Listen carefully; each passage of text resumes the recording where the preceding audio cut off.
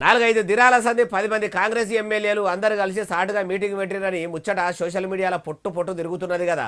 అయితే ఆ వార్త పచ్చి అబద్ధమట. కావాలని ప్రతిపక్ష పార్టీలు అట్లా పుకార్లు పుట్టించి చేయి సర్కారు బేకారదని చెప్పేదందుకు అట్లా వైరల్ చేస్తున్నట.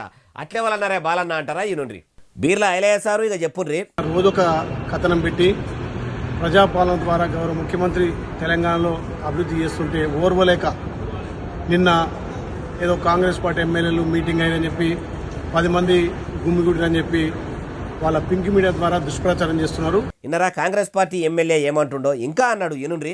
బీఆర్ఎస్ నాయకులారా, మీకు దమ్ము ధైర్యం ఉంటే ప్రజాక్షేత్రంలో మా ప్రభుత్వాన్ని కానీ మా ఎమ్మెల్యేలను ఎదుర్కొనే దమ్ము ధైర్యం లేక మీ social media me print media ద్వారా ఎమ్మెల్యేల మీద దుష్ప్రచారం చేస్తున్నారు. కార్ పార్టీ లీడర్లకు కాంగ్రెస్ సర్కారును ఎదురుగా వచ్చి ఎదుర్కొనే ధైర్యం లేక పిరికోల లెక్క పేపర్లు, టీవీలను, సోషల్ మీడియాను అడ్డం పెట్టుకొని అడ్డము, పొడుగు, నిలువు అన్ని తీర్ల వాడుకొని అడ్డమైన పని చేస్తుండ్రు అన్నాడు. ఐలేసారే కాదు, జుక్కల్ ఎమ్మెల్యే కూడా అంటుండు ఈనుండ్రి. ట్రైబ్లో లక్ష్మీకాంతారావు నిన్న ఏదో జడ్చర్ల ఫామ్ హౌస్ లో ప్రభుత్వానికి వ్యతిరేకంగా మీటింగ్ లో పాల్గొన్నారని చెప్పేసి పూర్తిగా అబద్దమైనటువంటి వార్త రాయడము చూసి ఉన్నాను.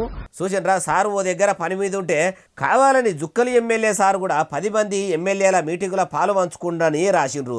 పింకు మీడియా వైరల్ చేస్తున్న వార్తను నమ్మొద్దు అనుకొచ్చిండు. అయ్యా నిప్పులేందే పొగబుట్టది. మీటింగు పెట్టుకునేదే కావాలని కేవలం 10 మంది ఎమ్మెల్యేల టాపిక్ సోషల్ మీడియాలో వైరల్ కాదు. వాళ్ళు పార్టీ మారుతుండ్రన్న పుకారు నివోద్దేనా అబద్ధమా కొన్ని దినాలనేది తెలిసిపోతుంది. అయినా ఎమ్మెల్యేలు ఏ పార్టీలున్నా ఏ పార్టీ తీర్థం దాగినా ప్రజలకు కావాల్సింది దగ్గరుండి చేసి పెట్టుడే.